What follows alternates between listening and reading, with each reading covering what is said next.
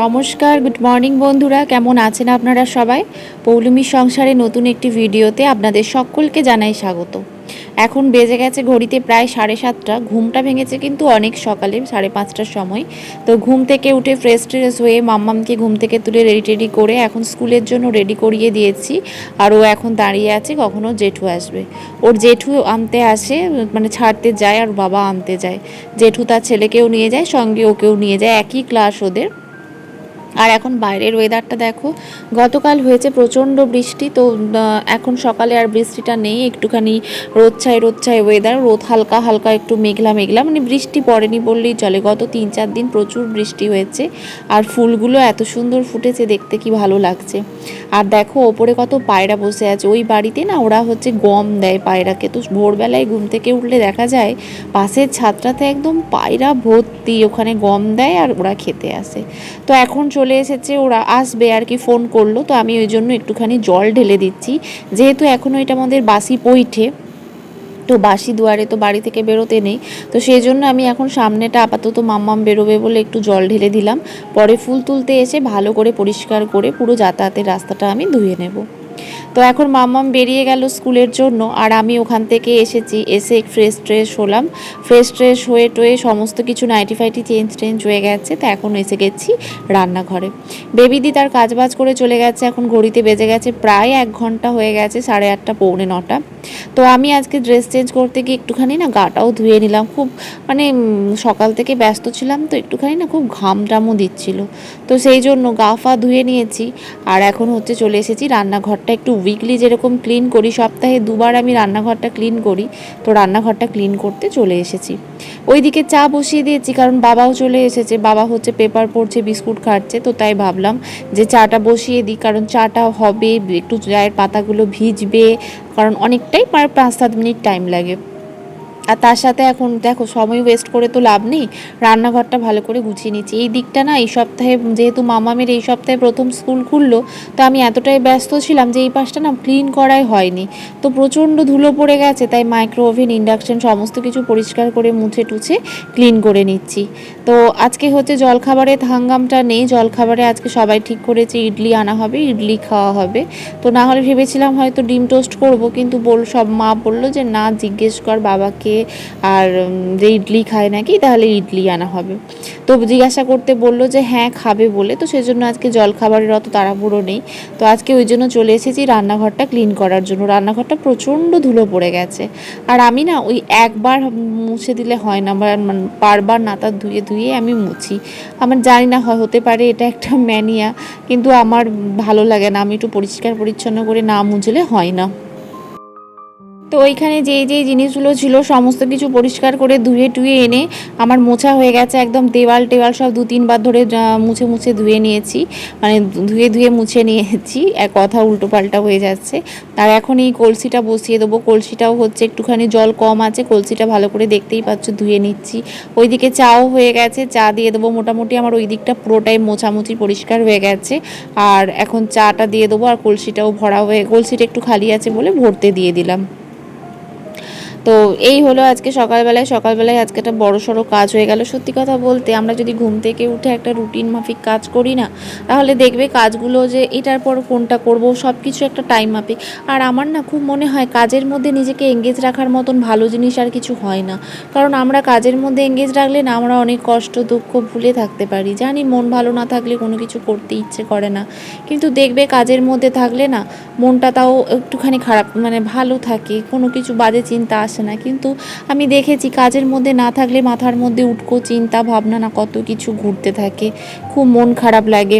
তো যাই হোক, ওখানে সমস্ত কিছুই আমার ধোয়া হয়ে গেছে। এখানে বাবারা যে গ্লাসটাই, মানে ট্রেতে গ্লাস রাখে, সেই ট্রেটা এখন সাবান দিয়ে ধুয়ে নিচ্ছি, গ্লাসগুলোও ধুয়ে নিচ্ছি, ধুয়ে রেখে দেবো। দেখো আমি না কাজ করি যখন, আমার মনে হয় যতটা সম্ভব আমি নিট অ্যান্ড ক্লিন হয়ে কাজটা করার চেষ্টা করব। ওই অর্ধেক পরিষ্কার অর্ধেক নোংরা এইভাবে আমি করতে, তাতে হয়তো আমার একটু টাইম বেশি যায়, কিন্তু আমি এভাবে কাজ করতেই অভ্যস্ত, আমার ভালো লাগে। তো সমস্ত কিছু গোছানো হয়ে গেছে। তো এখানে যে জলটা ছিল সেই জলটা এই নেতাটা দিয়ে মুছে নিচ্ছি। আর এই নেতাটা আমি আবার যদিও বা কেচেই মিলবো, এখানে এমনি ধুয়ে নিচ্ছি। ওই বেসিনে আমার সার্ফের গুঁড়ো আছে, তাতে একটুখানি কেচে নেব, কেচে ধুয়ে মিলে দেবো। আমি সবসময় চেষ্টা করি কোনো জায়গা পরিষ্কার করে ক্লিন করার পর নেতা সবসময় কেচে ধুয়ে মিলে দিতে, তাতে এই নেতাটা পরিষ্কারও থাকলো। নেক্সট বার যখন আমি করব তখন আমার এতটা মানে নোংরাও লাগবে না। তো মাইক্রো ওভেনের ঢাকনা আর ওখানে যে টাওয়েলটা থাকে সেই টাওয়েলটা ঝেড়ে মাইক্রো ওভেনকে পরিয়ে দিচ্ছি। তো সমস্ত কিছু এখানটা দেখতেই পাচ্ছ কতটা নিট অ্যান্ড ক্লিন হয়ে গেছে। তো এরপর এখানে সমস্ত গোছানো হয়ে গেছে, এরপর চা নেব, চা নিয়ে একটু নিজের সঙ্গে মি টাইম কাটাবো। কারণ কি না এই সময়টা না একান্তই আমার নিজের, এই সময় আমি বসে থাকি একটু ফ্রি হয়ে, সকালে এত কাজের পর ফ্রি হয়ে সমস্ত কিছু ভাবি, যে নানা রকম কিছু চিন্তা ভাবনা, ভিডিও এডিটের ব্যাপারে সমস্ত কিছু আমি ভাবি। কিছু ভিডিও আমার পছন্দ হয়, কিছু মানুষের সেই ভিডিওগুলো দেখি। কিছু কিছু দিদিভাই কমেন্ট করে, সোমা গাঙ্গুলি দি, ছোট্ট পাখি, তো এদের কমেন্টগুলো আমার খুব ভালো লাগে। তোমাদের নাম আমি নিলাম, সব ভিডিওতে নেওয়া হয় না, কিন্তু ভাবি জানো তো, কিন্তু ভুলে যাই। তো আজকে দেখো তোমরা কমেন্ট করো, তোমাদেরকে অসংখ্য অসংখ্য ধন্যবাদ দিদিভাই। তোমাদের আমার ব্লগ তোমাদের ভালো লাগে, তো অসংখ্য অসংখ্য ধন্যবাদ তোমাদেরকে। তোমরা এইভাবেই আমাকে সাপোর্ট করো, তো তোমরা এইভাবে সাপোর্ট করলে আমি আরও দূর এগিয়ে যেতে পারবো। তো এখানে আমার আর বাবার চা হয়ে গেছে, তো এখন সসপ্যানটা ধুয়ে রেখে দিব, বাবাকে চা দেবো। আর এই সময় এখন 15টা মিনিট আমি আমার মতন করে কাটাবো। দেখো কতটা পরিষ্কার লাগছে, কতটা পরিষ্কার। কি যে নোংরা হয়েছিল ফ্লুকন্ডি পরে, একদম যেন কাল সন্ধ্যে থেকে আমি ভাবছিলাম কখন সব গোছাবো। একদম সমস্ত কিছু আমার নিট অ্যান্ড ক্লিন হয়ে গেছে, সব পরিষ্কার। আর বাইরের ওয়েদারটাও মেঘলা মেঘলা, কিন্তু না একটা গুমোট গরম করে রেখেছে। তো চা নিয়ে নিলাম, এখন চা নিয়ে যাব রুমে বসে নিজের সঙ্গে নিজে কিছুটা সময় কাটাবো। বিভিন্ন কথা মনে পড়ে, বাবাকে ফোন করি, মায়ের সাথে কথা বলি। আর চোখ মুখ দেখেই বুঝতে পারছো যে পুরো বিধ্বস্ত। একদিকে তো ওয়েদার এরকম, তার উপরে একটু ঠান্ডা ঠান্ডাও লেগেছে, আর তার উপর প্রচণ্ড গরম করছে, মানে এত ঘাম দিচ্ছে। ফ্যানটাও চালিয়েছি। আর এখন চলে এসেছি ঠাকুর ঘরে চলে এসেছি। আর মাম্মামও চলে এসেছে স্কুল থেকে, তো ও আমার সঙ্গে চলে এসেছে, ও আমাকে হেল্প করবে বলে। তো এখানে ঠাকুরের বাসন টাসনগুলো তুলে নিয়ে যাচ্ছি, ও যাবে নিয়ে। তো এই আর কি, ও আমার পেছন পেছন ঘুরতে থাকে, তো ওকে বকি, কিন্তু কোন দিকে যে সময় কেটে যায় বোঝা যায় না। তাই ভাবছি এখন যখন ফ্রি সময় থাকি তখন ভাবি এখন আমি ওকে বকছি, ও যখন বড় হয়ে যাবে তখন আমি ভাববো যে কখন আমার মেয়ে আমাকে সময় দেবে। কারণ ও তখন বিজি হয়ে যাবে, আমি তো বিজি থাকবোই, কিন্তু ও আমার থেকেও হয়তো আরও বিজি। দেখতে পাচ্ছ ঘটি নিয়েও চলে এসেছে। তো এই আর কি, তখন ভিডিওগুলো রয়ে যাবে, আর তখন এই ভিডিওগুলোই দেখবো আর স্মৃতিচারণা করব।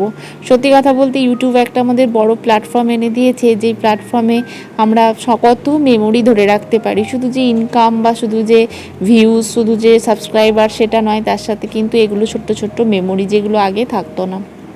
তো যাই হোক বন্ধুরা, ঠাকুর ঘর আমার মোছা টোচা হয়ে গেছে, আর এখন চলে এসেছি তুলসী মঞ্চে গাছে জল দিতে আর কি।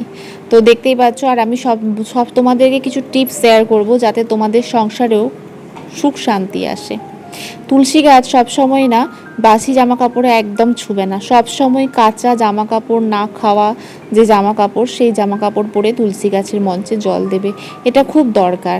আর এখানে দেখতেই পাচ্ছ মাম্মাম চলে এসেছে বাসন গোছাতে, ও আমাকে বললো আজ আমি বাসন গোছাবো। তো ঠিক আছে, গোছা। তো প্রথমত যে কথাটা বলবো, তুলসী গাছ সবসময় উত্তর পূর্ব দিকে বা পূর্ব দিকে সবসময় লাগানোর চেষ্টা করবে। তুলসী গাছ যেখানে সেখানে লাগানো থাকলেই হয় না, তুলসী গাছ সবসময় উত্তর দিকে বা উত্তর পূর্ব দিকে লাগানোর চেষ্টা করবে। অনেকে দেখেছি তুলসী গাছের ওপর টব দিয়ে গাছ লাগায়, সেটা করো না। তুলসী গাছের মধ্যেই, মানে তুলসী যে মঞ্চ তার মধ্যেই মাটি দিয়ে তুলসী গাছ লাগানোর চেষ্টা করবে, ওটা খুব শুভ। তুলসী গাছের মঞ্চের ওপর ওই মাটির টব লাগিয়ে এরকম করো না, এটা খুব অশুভ। তো যাই হোক, এখানে আমাদের সমস্ত কিছু হয়ে গেছে, এখন আমরা প্রণাম করে যাব নিচে ব্রেকফাস্ট করতে। তো ব্রেকফাস্টে আজকে ইডলি নিয়ে চলে এসেছে, তো এখন যাব ইডলি খাবো, প্রচণ্ড খিদে পেয়ে গেছে। আর তার আগে ছাদে যে জামা কাপড়গুলো আছে সেই জামা কাপড়গুলো তুলে নেব, গতকাল থেকে মেলা আছে, শুকিয়েও গেছে। তো সেগুলোই এখন চলে এসেছি মেয়ে আর আমি মিলে তুলতে। তো এখানে মায়ের কিছু লেপের টুয়ার আছে, যেগুলো কাঁচা হয়েছে আর কি, তো সেগুলোই তুলে নিচ্ছি এখন। আর বাইরের ওয়েদারটা তো দেখতেই পাচ্ছ কীরকম করে রেখেছে, পুরো মেঘলা মেঘলা ওয়েদার। আজকে চিকেন হবে, আজকে মানে ইডলি যখন আনতে যায় তখন চিকেন নিয়ে এসেছে, তো আজকে আমাদের বাড়িতে হবে চিকেন। তো আর সত্যি কথা বলতে মাছও সেরকম ভালো এখন পাচ্ছি না, বর্ষাকালে কত ইলিশ উঠে, তো আমরা যার কাছে মাছ নিই তার কাছে ইলিশ মাছ পাচ্ছিই না। তো ইলিশ মাছের নাম স্পর্শ গন্ধ পাচ্ছি না। তো সেজন্যই আজকে ভেবেছি, মা বলেছিল যে ইলিশ আনার জন্য বাজার থেকে, কিন্তু ভালো ইলিশ নেই। আর যদিও বা একটা ইলিশ পেয়েছে, সেটার আবার অসম্ভব দাম, মানে এত দাম, ডবলের ডবল দামে বিক্রি হচ্ছে। মানুষ হয়তো কিনছে নাকি জানি না, 2,000 টাকার ইলিশটা বলছে 3,500-4,000 টাকা। তো ওইভাবে কি একটু খাওয়া যায়? ওটা ইলিশ খাওয়া নয়, টাকা খাওয়া হবে। তো দেখা যাক, ওয়েট করা যাক, আরও বৃষ্টি হলে যদি ভালো ইলিশ ওঠে তো তখন। তো সেজন্যই আজকে চিকেন নিয়ে চলে এসেছে। আর রোজ রোজ কি ওই পোনা মাছ এই মাছ ভালো লাগে? তো এখন চলে এসেছি, মামা মেয়ে স্কুলে কি করিয়েছে সেই খাতাটা চেক করছি। আর আমার আর মেয়ের জন্য নিয়ে চলে এসেছি ইডলি। তো এখানে ইডলি আর সাম্বার নিয়ে চলে এসেছি, বাবাকে মাকে সবাইকে দিয়ে দিয়েছি। এখানে মেয়েও বসে গেছে। আর বেবিদি চলে এসেছে, বেবিদি তার মতন কাজ করছে, ঝাঁটাচ্ছে। বেবিদি সকালের কাজ করে একটা বাড়িতে চলে যায়, সেখানে কাজ করে আবার আমাদের বাড়িতে আসে। তো এখন প্রায় অনেকটাই বেজে গেছে, মাম্মামের বাবা খেয়ে দোকান চলে গেছে, আর মাম্মাম এখানে খেলাধুলা করছে। আর ওকেই বলছি যে কি করছিস, মাম্মামেরও খাওয়া কমপ্লিট হয়ে গেছে। আর জামা কাপড়গুলো মিলেছিলাম, সেগুলো তো কিছু শোকায়নি, কিন্তু মানে বৃষ্টিটা হয়নি, একটু হালকা হালকা রোদও বেরিয়েছে, দেখতেই পাচ্ছ ব্যালকনিতে। আর এটা আমাদের মিনি ছাদ বলা যায়, টেরিস বলা যায়। এই জায়গাটা আছে বলে আমাদেরকে ছাদে ওঠার প্রয়োজনই হয় না, সব এখানেই আমরা মিলে দিই। এমনকি শীতকালে বালিশ টালিশ রোদও এখানেই দিয়ে দিই, খুব সুন্দর রোদ খেয়ে যায়। তো চলো বন্ধুরা, চলে এসেছি ভিডিওর শেষে। তো চলো আজ আমাদের লাঞ্চে কী আছে দেখে নাও। হিমসাগর আম, তার সাথে চিকেন, উচ্ছে ভাজা, শাক ভাজা। তো আজকের ভিডিওটা এখানেই শেষ করলাম বন্ধুরা। ভালো লাগলে অবশ্যই একটা লাইক, শেয়ার এবং সাবস্ক্রাইব করতে কিন্তু ভুলো না। আর এভাবেই আমার পাশে থাকো, সাথে থেকো।